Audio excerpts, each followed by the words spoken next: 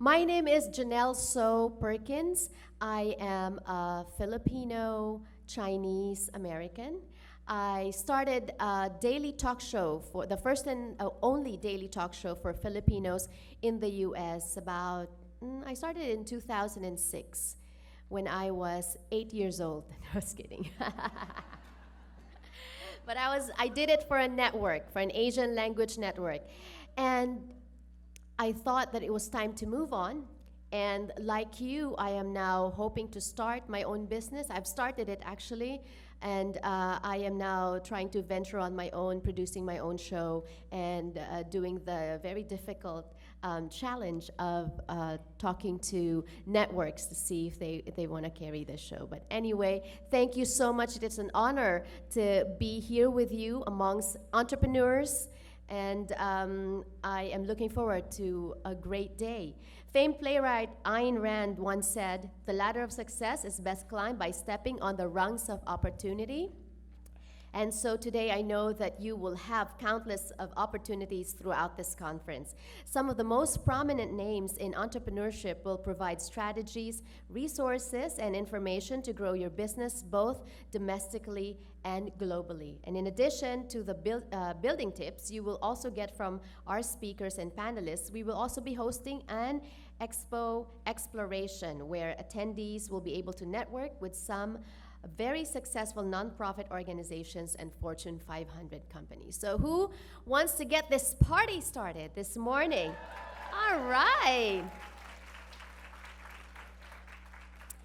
Before we proceed, I'd like to acknowledge the presence of some of the VIPs and partners that we have today. From the West Basin Water District, Ms. Gloria Gray. Is she here? Yes. And from the city of Artesia, Mayor Pro Tem Ali Sajjad Taj. Thank you for joining us.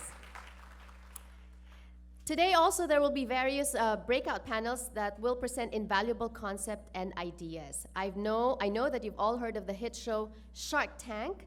Well, backed by popular demand, we've got a version of Toro Tank. And that was a real hit last year, I heard. And so it promises to even be better this year.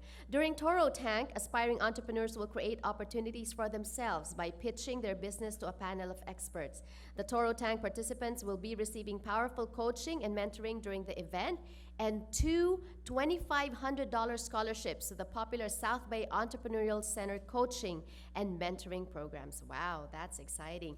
For those of you interested in working for the state of California, a broad range of employment opportunities will be showcased during the second annual Working Together Works Job Fair, featuring state agencies offering exciting career paths.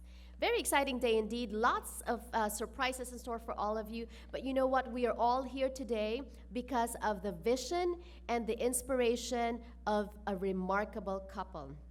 Member Horton and his lovely wife, Yvonne Horton, the clerk for the city of Inglewood, were inspired to create the Connecting Women to Power Business Conference because they wanted to provide women entrepreneurs with access to the latest business strategies to help them comply with tax laws, start and grow their business, and enhance their ability to continue to employ Californians. Guess what? They see the value of men and women working together, and thanks to her and a host of co-sponsors, this event was made possible. I'm talking about Member Horton and wife Yvonne, who incidentally are celebrating a very special day today. Happy 32nd 35 anniversary. Wow.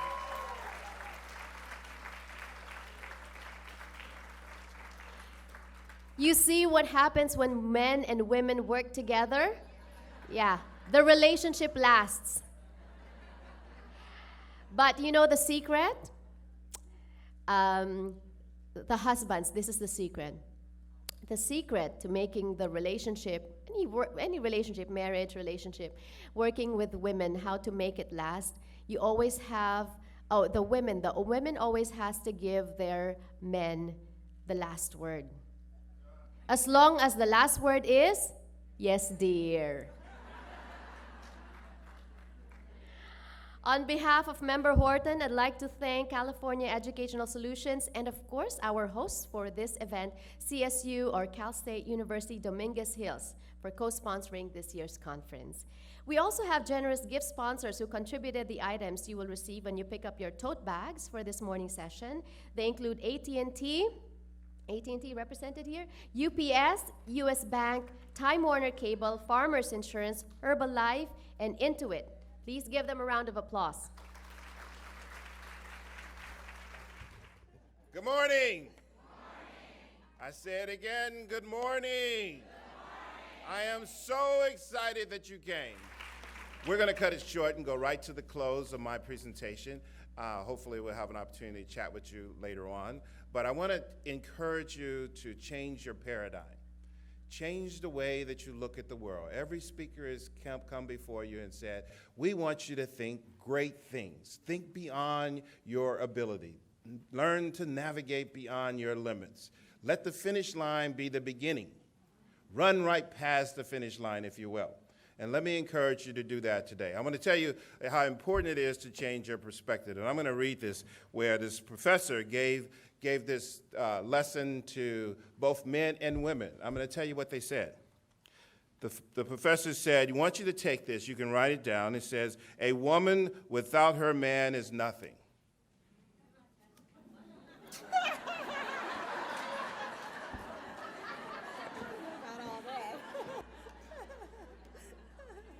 And he wanted them to punctuate it. And the man wrote, a woman, comma, without her man, comma, is nothing. And he thought he got it right. The woman wrote, a woman, semicolon, without her man is nothing.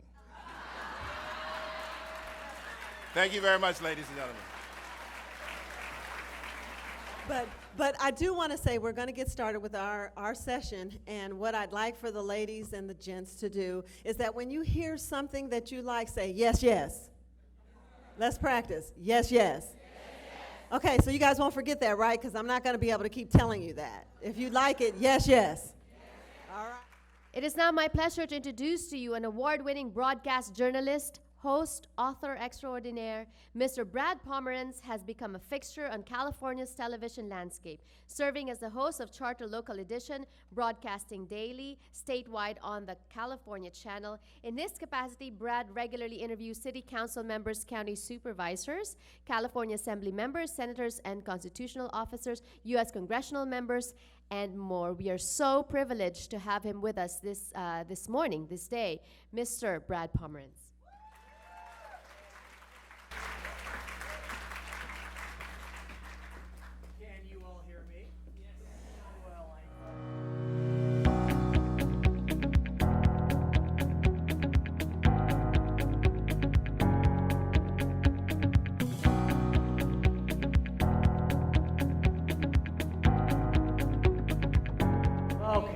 So yes, my name is Brad Pomerantz. I'm so glad to be here.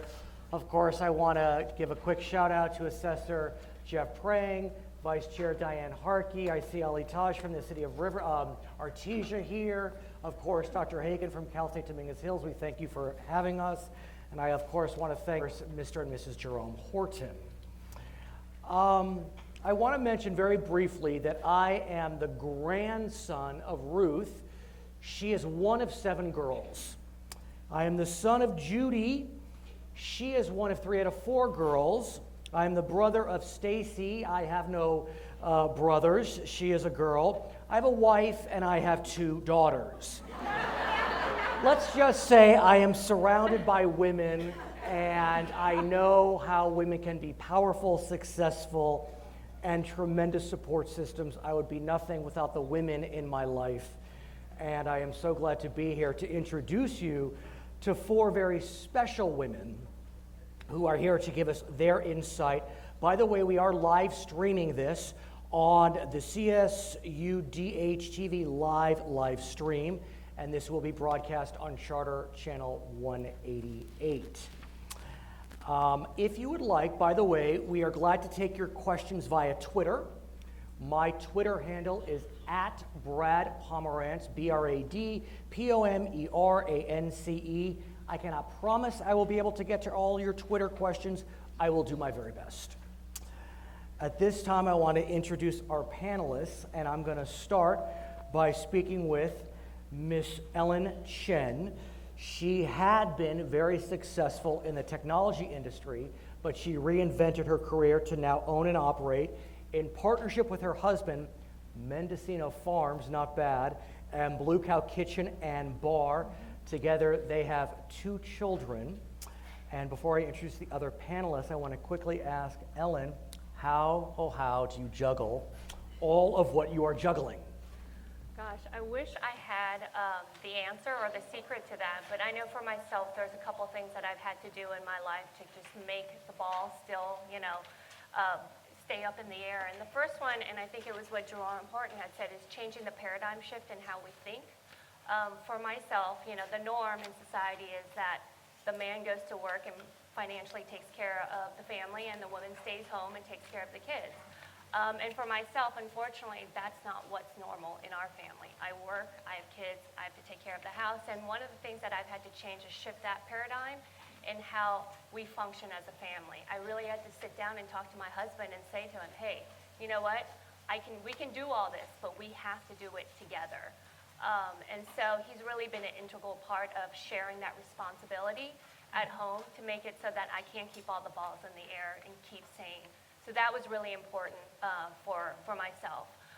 The second is I'm a planner and an organizer. I can't begin to tell you that I plan every minute of my life, and I've established a routine that keeps everything moving. And the third most important is making sure that when I'm at home, if I'm at work, if I spend time for myself, that I'm in the moment present, and that I don't feel guilty for it, because that guilt can really eat away at you and just make you miserable. And so I think that's so important for us, is to know that you should just enjoy the moment that you're in. Thank you. Yes, exactly. Yes.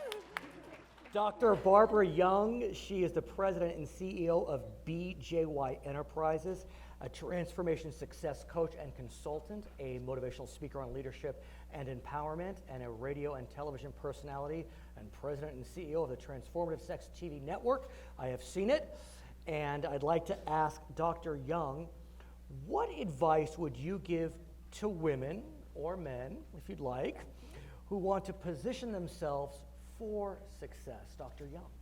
Thank you, and that's a good question. Hello, everybody. Hello. I'm excited because this is a campus where I served as an adjunct professor for 17 years. So it's good to be back home, and that really is a good question. One of the things I want to share with you about success, because I'm asked the question quite often. Remember, success is a journey, not a destination. And success is defined by many people in different ways. It means different things to different people. But if anyone who's heard me speak before, and when I talk about success, the number one thing that I advise women and men, you need to know who you are. Because if you don't, other people will define you. And if they can define you, they will control you. So if you want to be successful, the first step is looking in that mirror, or even writing down, who am I? What are the characteristics that I have? What do I value? Who am I? What am I about? It is a journey. So you are special. And the other thing that I like to say to women, please, don't copy somebody else. Be yourself. You have all you have everything that you need. You were put here and placed on this earth for a purpose. You have been given all of the assets that you need. You don't need to look at somebody else. And I think oftentimes, and particularly my millennials who are out there, we look at others and we gauge our success based on, I'm 30 and I haven't made it yet, or I'm 36, my God, I was 36 and I went back and finished the BA. So don't get shook up. You know, life again is a journey, and it is what you make it. You are in control, ladies and men. This is your life. There's only one shot at it that I know about. So make it the best, and be the best you can be. Yes, yes. It's now it's my pleasure to introduce you to Dr. Karen Stewart. Hello. She is a clinical psychologist, relationship expert. She has a practice in Beverly Hills. She is also a TV personality. We recognize her, of course, from her tremendous work on the small screen. Dr. Stewart, I'd like to ask you about relationships. It's undeniable that relationships are the foundation of business. They're the foundation of decisions we make day in and day out. But I want to dig into the psychology of relationships and how do we separate, if we separate at all, work relationships from personal relationships. Well, first of all, on your question, I think of course you separate them. You have to wear your different hats in different arenas because if you bring your work home, your family's going to suffer. If you bring your family problems into your work life, your work's going to suffer. So when I was thinking about this question, I thought it was interesting that they asked me that because as a psychologist, I have 50 minutes to 1 hour with each one of my patients. When that clock rings 10 o'clock, I'm moving on, and at 11 o'clock, I have to see somebody new. So containment is really important to me. If any of you have ever been in therapy, you would really prefer your therapist to be focused on you and your work, opposed to the person that they just saw. So, and that translates into my personal life too. One thing I learned very early in my career is that you have to do your absolute best to be able to turn that work life off and into your home. You don't want to bring home your work with you, especially in my work, because I hear some, unfortunately, uncomfortable things every day. So containment and boundaries. Where you set your own boundaries is to be able to say, look, I am a mom, I'm a wife, I'm a worker, I'm doing this show, I have this to do. You've got to be able to turn that off and be able to devote the time in front of the people you're with. Well stated. We know, yes. Yes. We all know Yvonne Horton. Mrs. Horton is the Chief Elections Officer and Clerk to the City Council in Englewood. She is also married to someone we know. His name is Jerome Horton. She has 3 adult children and a beautiful granddaughter. And I think Yvonne has some ideas on the following point. So if a member, well, I shouldn't say it that way. Let me rephrase. I think Yvonne can offer insight, not that she has personal experience from this. If a member of your inner family or your inner circle is out of balance, how does it affect your life balance? And what can you do to put your life balance back in balance when one faces that situation? Well, that's a good question. And first, I probably stress, and then I would probably say, help, I need somebody, help, Right. not just anybody. I kept practicing saying that because it's real. I'm like, help. But the truth of the matter is, ladies, Jerome and I are the matriarch of our family. And on many occasions, we're called to help with kids or friends, with family. To keep our inner circle balanced, we have to help. And we help them by spending time, giving money. Ooh, I don't like that part. But we do. But what I found out is many people, some people, not many, some people are out of balance. And one thing that I love to say is that good friends are God's way of apologizing for bad family members.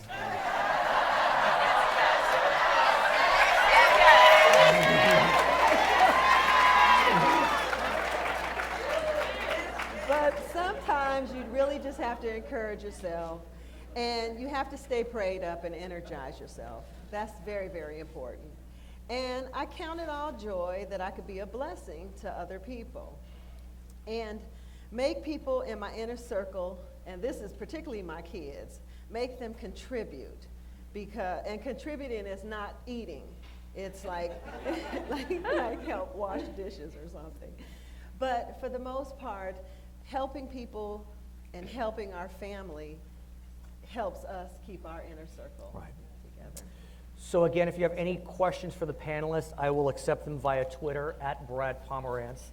At this time, we're going to pose some questions to the panel generally. We'll start with one panelist, and then I'll turn to others if they want to contribute as well. Dr. Stewart, I want to speak with you, and boy, is this a challenge for so many of us. And the challenge is self-worry, fear, insecurity. It's undeniable that those emotions can inhibit our progress, our success. They create self-doubt, they create self-fulfilling prophecies, and they just feed on themselves. They're powerful negative thoughts. So what strategies would you offer all of us in terms of dealing with those types of worries and fears and insecurities? And is your advice different for women versus men? Maybe it is, maybe it's not. Well, first of all, every single one of us worries.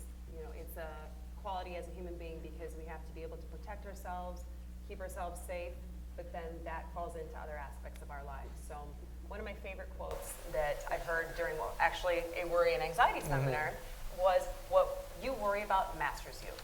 So if you take that worry with you everywhere you go, you are consumed by it.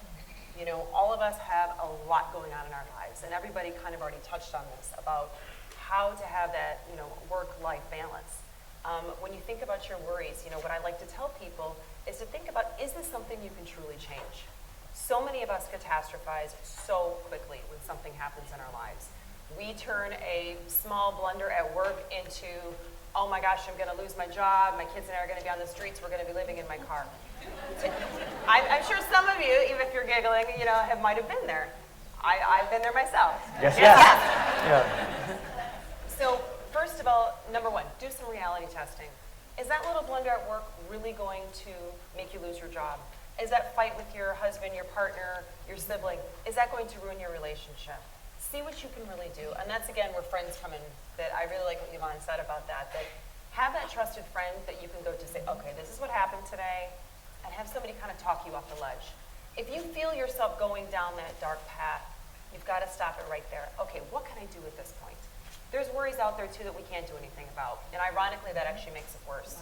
If you get something you didn't want to hear at the doctor's office, the more you worried about it, the more your body is going to stress. That stress will exacerbate whatever the doctor just told you. Do you feel as if, Dr. Stewart, that men and women worry differently? I think men and women worry equally, but yes, they do worry differently because they worry about different things. I think we all have different coping mechanisms, and I think as women, we like to take everything on because we are superwoman. Right. So that's the biggest thing. No, indeed. Your problem, your neighbor's problem, it now becomes your problem. So let's take that in. I would Please. just like to interact, just one little Yeah. quick thing, and because I heard this and it just made so much sense, and so I just want you guys to hear this. Worry and fear, insecurities is a bad perfume to wear. I like that. I like that. I like that. Yes, I'm looking at these great questions. I'm going to ask Yvonne, as long as we're with you right now, Mrs. Horton. Should we try to balance our lives daily? This is really important. Or should it be more of a long-term effort where we work hard and intentionally plan, to play hard, to rest often? How do we look at that work-life balance? How often do we focus on it? Well, for me, life is a crazy ride. And so I've learned that I have to live my life intentionally. And I can't say that I've been doing this all along. I think I'm just really catching on to this now, that I have to intentionally do things. Because if I don't, I find myself focused on one thing too long. So I intentionally have to get some rest. And what I mean by that is, if I work and then I go home and I work. And when I get home and I work and I just keep on going and I never stop. And sometimes it's 11, 12 midnight. And then I'm in the bed and then I wake up and I always say, I'm tired. So I said, you know what, something's got to give. I've got to stop this. And so I intentionally have to pay attention. That's how intentionally I have to be. And, you know, life is not perfect. I think we'll find our perfection in heaven.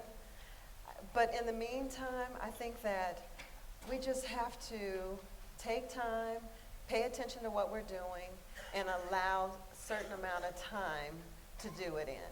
And it's okay if you stop. I think it was you, Ellen, that said not feeling guilty. Yeah. You know, I think as women, we always feel guilty. And we need to stop that. We really do. Yes, You know, if I could just add. Yes, please.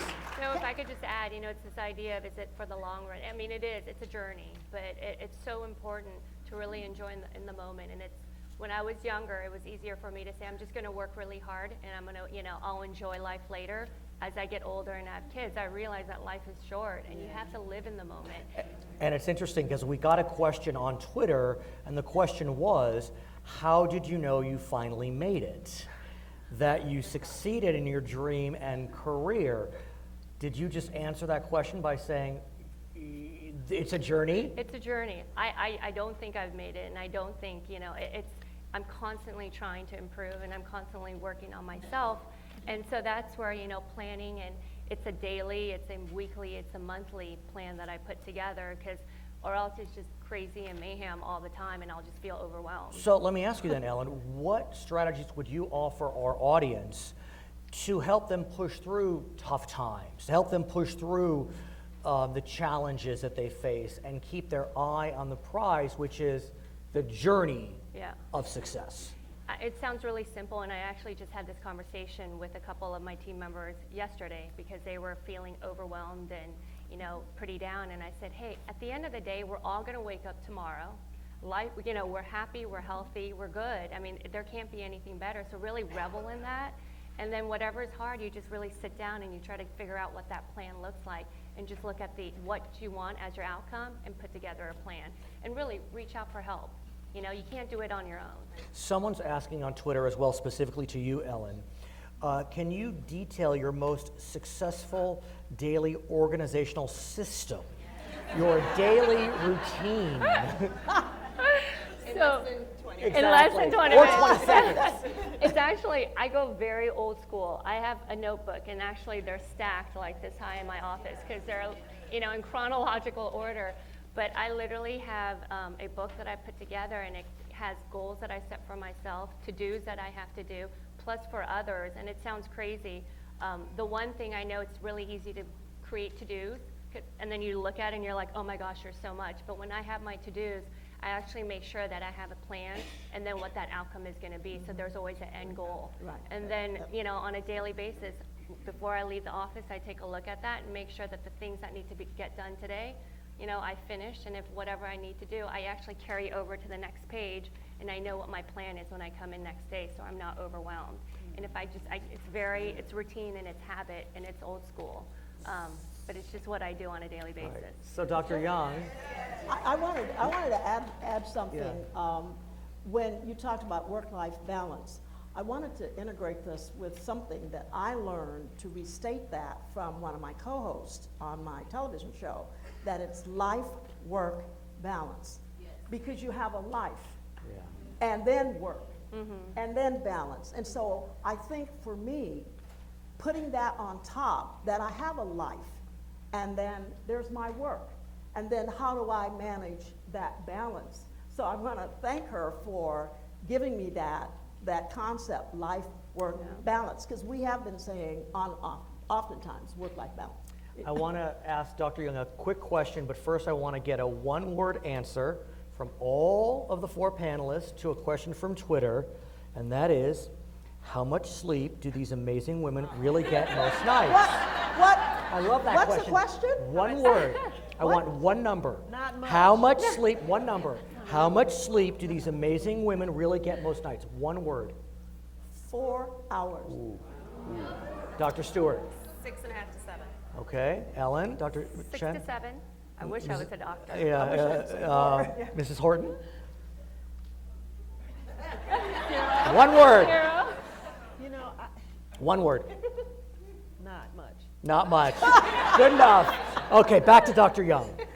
I want to talk about Everybody asks me people. what happens with the other 6. Yeah. You know, but I want to talk about people that surround us.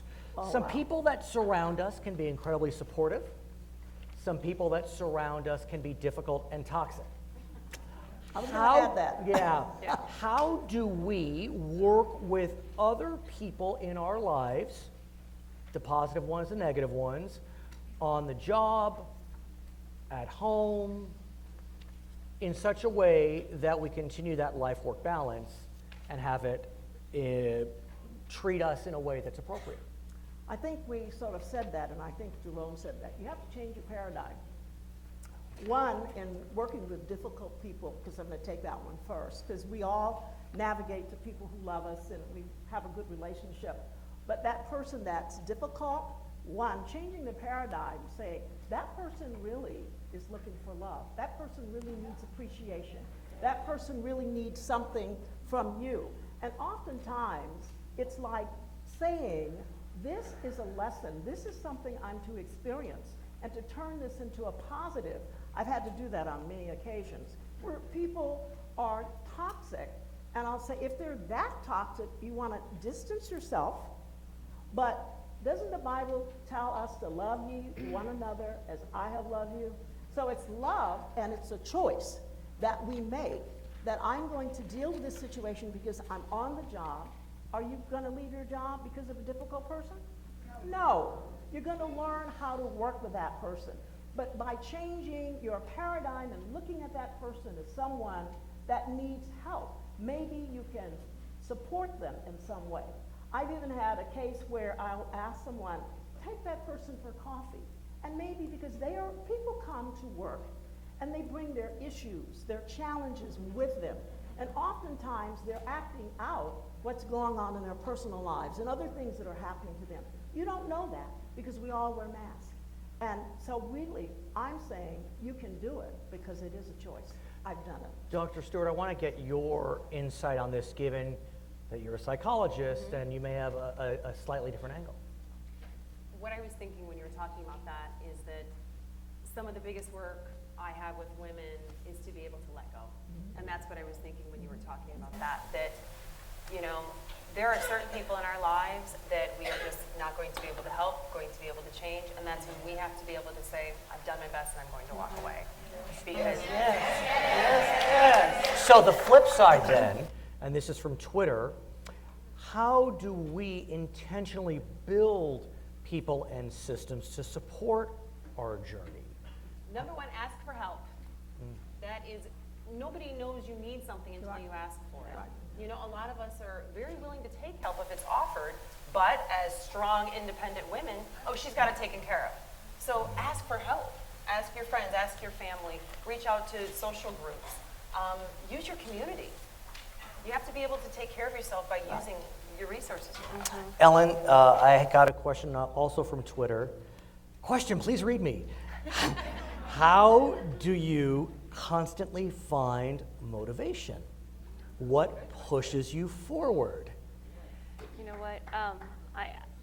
I feel that I'm very fortunate. Like, it's my family, and it's you know, the company that I've built. You know, I look at, you know, I talk about I have 2 kids, but I feel like I have 600 kids. Right. You know, they're all my team members, and that really gets me excited to get up every morning. You know, there's people that I need to emotionally and financially support, and it's hard at times, but to have that community and to have that family surrounding me, you know, keeps me motivated and, you know, get excited to get up every morning. I love this next question because I need advice on this.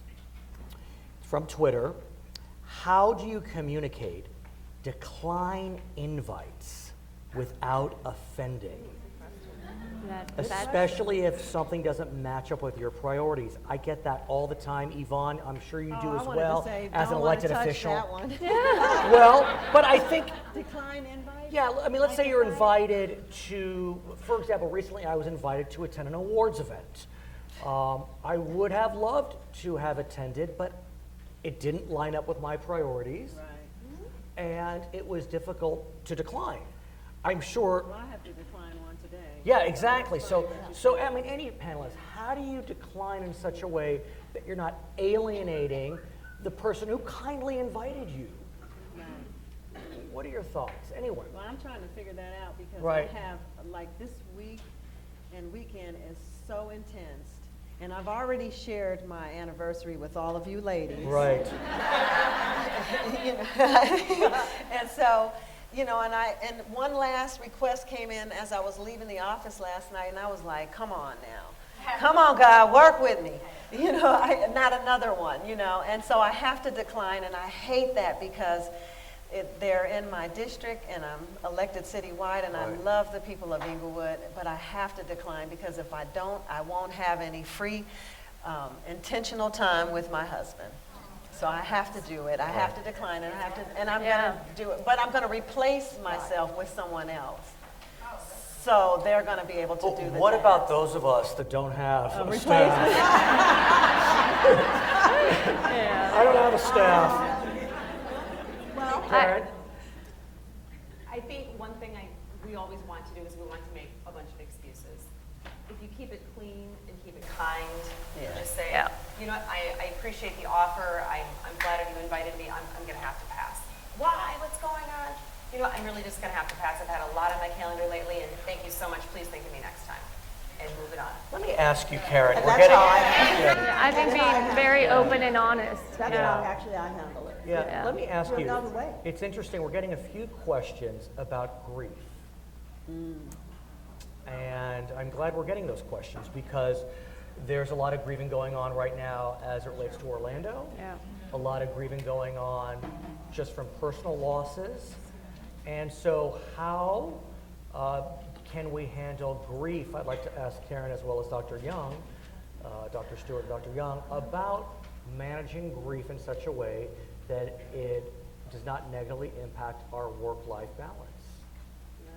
Well, you know, it's really interesting that you asked this question because I had to deal with this in Africa with a woman, an Indian woman who her family had come to one of my seminars and they asked me, could I help this woman who lost her child in front of her eyes and she was grieving and for a year and they couldn't get her out of the house.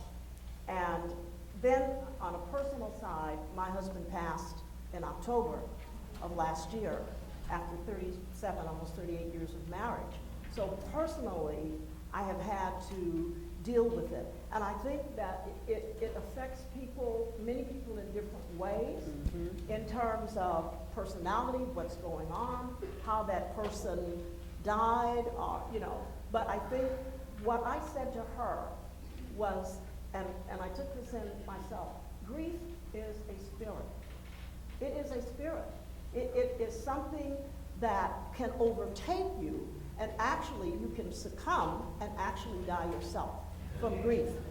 And when I explained that, and I'm going to share this with you because it's exactly what I told her, is that imagine yourself lying in bed and grief comes in the door and you invite grief in, come on in and get in bed with me, because that's exactly, you're embracing it rather than allowing yourself to move in a way that is progressive. And I'm not saying it's different things for different people, because it may take someone a longer period of time, but the thing is, if you absorb it and you take it in to your spirit, your soul, it can consume you. Are you guys getting me? Yes, no? Yes. I mean, it can consume you. Dr. Stewart, what are your thoughts about grief? Because grief is important. Very. You need time to grieve. What are your thoughts about grief and how you can analyze and handle grief in such a way that's healthy but allows you to move on? Out of any question we've had today, this one actually gives me a lot of anxiety for my own personal grief. And you have to be able to honor what your experience is. If somebody passes in your life, and grief, by the way, is very broad. Grief can be the loss of a dream, it can be the loss of a job, it can be loss of an experience, but I think we're mainly talking about life. Although it's And- interesting, just to interrupt, I'm grieving right now because I recently learned one of my wife's and I's closest friends are splitting. It sent me into Yes. a spiral. Yeah. It's a huge loss because, you know, we often put ourselves in that position of what would it be like if that was my announcement or the loss of those experiences. So being able to honor yourself, pardon me, as women, I'm obviously having a hard time with this one. Make sure you take the time you need. You know, a lot of us want to rush back to work. I've got to get to that appointment. I've got to take care of my job. You will crash at some point. And if you keep pushing forward and you don't take that time to really honor that grief and honor that loss, it will catch up with you, and that brings it back to where the balance is in our lives. It's interesting because when I have faced grief from personal loss, I rushed back to work. Yeah, me too. And I'll just say it, is that a male thing? Because I found that to be the best way. No, that's not a It's male that's thing. unfortunately exactly what I did. That's exactly what I did. Yeah. I just absorbed myself in work Yeah, after my that's- husband died. I just got busy. Was that busy. unhealthy? For I- me, it was healthy in the sense of moving forward with a plan. You know what, Brad, I want to add to that because I know grief all too well, but the first thing you want to do is identify it because I lost both of my parents 8 weeks apart. And I didn't know, because people have lost family members and stuff, but when it was my parents, it was so different. And I didn't know what grief was. I really didn't know. And it wasn't until I went to the doctor and I told him some of the things that were happening, and I was relating it to something else. And I'm not going to tell you ladies what that was. I think we got it. But the doctor, he looked at me and he said, "No, darling, did something tragic happen in your life?" And I said, "Yeah, well, I lost both my parents." And the thing about it is they were sick at the same time and at different hospitals at different times, at the same time but different places. And I was traveling from Riverside to Torrance and back. And so when the first parent passed, I still had the second parent to deal with. So I didn't really have time to grieve and didn't know what that was. And so I was, when my mom passed last, then I just kind of lost it and it kind of came and I didn't know what it was. And so when I went to the doctor and I found out what it was, then I sought help, and because I really needed it. And then after that, it's like yesterday when I think about it. And then after that, after getting the help, and the lady said, your body has feelings and they remember themselves. And so when an anniversary comes up, or when the anniversary of their death, or if their birthday or holidays come, my mother always had something really nice to give us, always. Even through her last days, she found something personal of hers because she couldn't get out to give. And so you feel that, your body has these feelings. And so, but knowing what it is really helps. Should you be public with your grief? Should you let your coworkers know that you are grieving? Ellen, what do you think?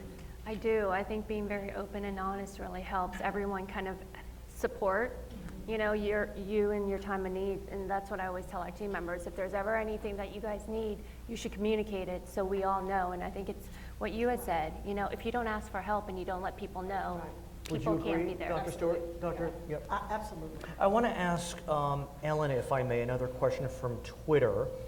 And it's talking about the launch of a business. I am launching a business and I work from home. So setting boundaries with taking work home is hard. And I will say this, if I can add, I work out of the house, but so much of my work, I'm a journalist, is on the computer, so I can work at home. Yeah. So talk to me about, you got it. It's really hard because I'm actually married to my business partner. I have Oh, an my. office up home. Right. So, everything is so intertwined. And in the beginning, I did not create that balance and I did not set boundaries and I let everything kind of just evolve into one. And that's when I really hit a wall. I think it was probably right after I had my first child. I hit a wall and I said, I can't do this anymore. And so once I started to compartmentalize and really go, okay, this is work. This is, my time at home, whether it's in the same space or not. That's when I really was able to start, getting healthier mentally and physically. And so it's hard, but you got to set those boundaries where you just turn everything off. If it's your office at home, you shut off, the computer. I know it's hard with your phone, but I think technology is amazing, but it's also our downfall as well. But you got to set those boundaries. So how do we, for the mothers and fathers out there, grandmothers and grandfathers, aunts and uncles, if we do need to work at home for whatever reason, we're on the computer, how do we do it in such a way that our children will still feel cherished and important, but understand that sometimes work does intrude? Well, I could tell you what Jerome does. Please. Because he stays on the computer, and sometimes that really irritates me. But the one thing that he does,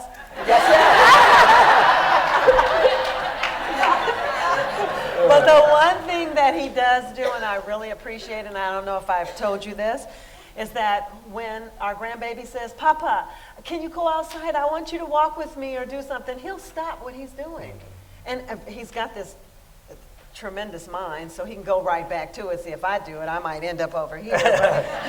But he'll take time and he'll go with her. He'll walk around the block, and then he'll say, I'm not doing that again, because she wasn't being obedient. Or if I ask him, I'll say, could I get your undivided attention for a second? And then he'll say, what do you need?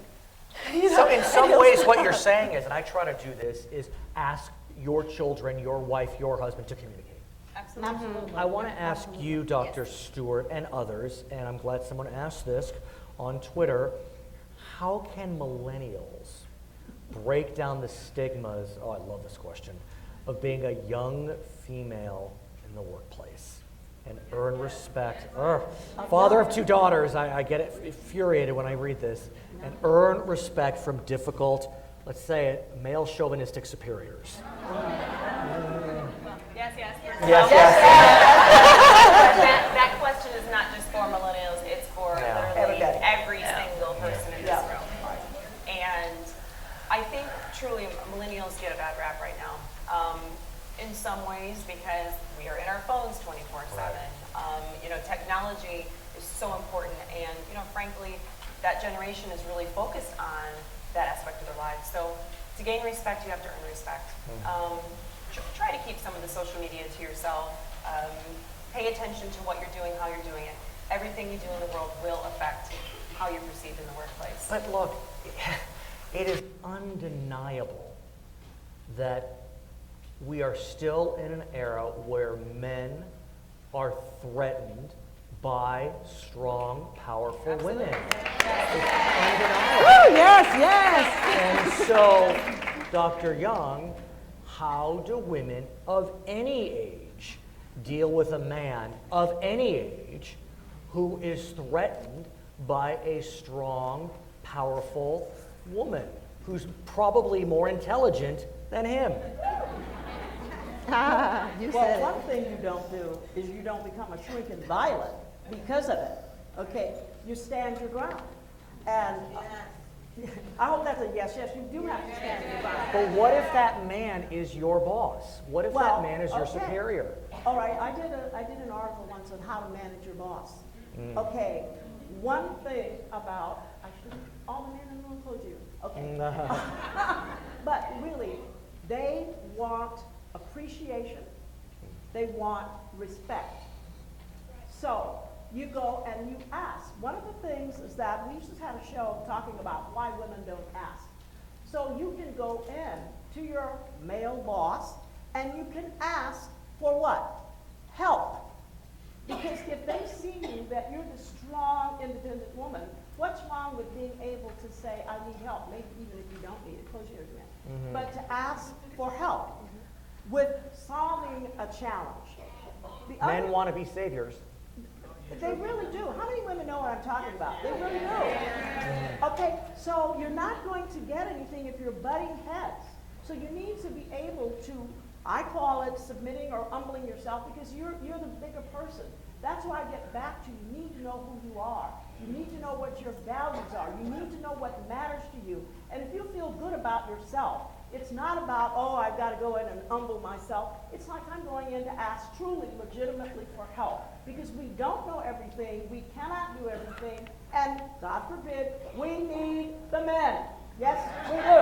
Ellen, what do you do as the boss with men who are not comfortable with a woman being the boss? Because there are men out there that are that way. Yeah. No, I think it's, it's having that conversation and being communicative. If I feel that that person is not comfortable, I'll ask him, hey, is there something going on? Do you not feel comfortable? Because I think if you're able to talk through the issues and really just embrace it and be open and honest, you can work through it. I think one of the things that's really important for us And again, it's that paradigm shift of how we act and how we think about things is asking men, and all the men in this room, is to shift how they think. Because Brad, like you said, you have 2 daughters, right? And what do you want for them? You want them to be young, you know, dynamic, great leaders, right? And the way that you can change your environment, your workplace, that change will start, you know. And so we have to start with men as well. It's not just about what we as women can do, but it's how men have to shift the way they think. Fathers Fathers have to shift the way they think. Yeah. And I'm not perfect, and I can find myself falling into 20th century patterns as it relates to women. But when you put your daughter in that Right. position, you're going to shift the way you think. And even the way I speak to my son, you know, it's very different. You know, I tell him that it is your responsibility to put away the dishes, to help around the house. It's not women who have to do this. This is not, you know, and I think I use myself as an example and say, look, this is what mom, I mean, so hopefully that shift for generations to come, we got to start addressing it now. Another great question, if I may. How does a young woman who owns her own business gain the respect of clients who are sometimes 10, 15, 20, 25 years her senior, men or women? Really, I think that's a great question. It is a great question. Yeah. But I think a young woman, you have an expertise, and so if you're good at what you do, I don't think it matters about age. Right. I don't think that should be a factor, whether you're an older woman, younger group, but it's a matter of expertise. And one of the greatest assets I think women have, and we have, is communication. Being able to communicate and articulate what it is you do, what you can provide. I don't think it's a matter of people going to reject you because you're younger. It's how you present yourself and how you articulate and communicate what you can do to help them. Would you agree, Dr. Stewart? Sure, it's about the confidence you exude in whatever your specialty is. It doesn't matter how old you are. It matters if you are an expert at what you're doing, you need to tell the world that. So let's talk about confidence and women. Strong men, confident men are alpha males. Strong, confident women, they're called the next letter in the alphabet. Yeah, very true. What do we do? Ooh, I don't know. Ellen? I don't know. Yeah, no, it's hard. It's that balance that I've had to try to find in myself. I think it's like what Dr. Young says. Sometimes, you know, you have to look at your audience, and then you kind of have to, unfortunately, you know, kind of morph to what that audience is. And Is that, if you morph, I love that advice, but I'll just push you a bit. If you morph, are you giving in? No. I'm getting what I want. No. Again, no. Yes, yes? No. I don't. No, Go Please, ahead. Dr. Young. No, yeah. it's like it's a mindset. It is truly a mindset, and that's why I'm so involved in transformation in terms of your mind, how you think about yourselves, how you think about the world that you're in. And when we start talking about confidence, and do men have more confidence than women? There's been research done in 48 countries that men had more confidence than women. But in the United States, do you think that women have more confidence than men? And why do we not have more confidence in ourselves? We have just a few minutes, so I'd Okay. like to offer our panelists a moment or two just to give some final thoughts. Let's start with Dr. Young. What are your final thoughts based upon all the questions we received from Twitter? You see where the audience is going. Well, I'm excited to have questions that contain for everyone. They're not just male-dominated questions, but from the millennials and from women in general. And I hope that you've benefited from some of the words that have been said today. And one of the things that I just want to, one of my takeaways is remember, success is a journey. It's not a destination. And whatever you're going to do, ladies, be the best at whatever you do. Be the best you that you can be. And I hope you take away that today. Dr. Karen Stewart. Yes. Balance and self-care must be number one. You have to be able to take care of yourself because all the work you do for everybody, whether it is your family, your friends, your boss, even yourself, if you're not there to take care of all of that, who's going to do it? So ask for help, keep balance, take care of yourself, and don't feel guilty for taking care of yourself. Yes, yes. Yes. Ellen. No, I agree with Ellen Dr. Chen. Yeah, no, I agree with Dr. Young. I think, one of the things I said earlier on today was get rid of your guilt. You have to love yourself, and you have to really make sure that, you find time for yourself. And I think that's super important, because there's no balance if you're not happy with yourself and where you're at. And then, the thing is, you guys are all here today, but seeking mentorship, I think is really important if you want to have a career, and kind of develop yourself. Seek mentorship. It's been a huge part of my learning process as well. Englewood City Clerk Yvonne Horton. And I just have two things that I want to say, and that is pray and be intentional. In everything that you do, be intentional. All right. I would like to say it has been my supreme honor to be surrounded by these four incredibly strong, intelligent, powerful women. On behalf of Yvonne Horton, Ellen Chen, Dr. Karen Stewart, Dr. Barbara Young, of course the California Board of Equalization, as well as Cal State Dominguez Hills, we are so glad you're here today. Have a wonderful time. This will be rebroadcast on Charter Channel 188 as well as on the Cal State Dominguez Hills YouTube channel. My name is Brad Pomerantz. Thanks for joining us. Thank you. Thank you so much. Wonderful panel. Thank you, Brad. And thank you. Thank you so much for being engaged as well. Wonderful audience as well.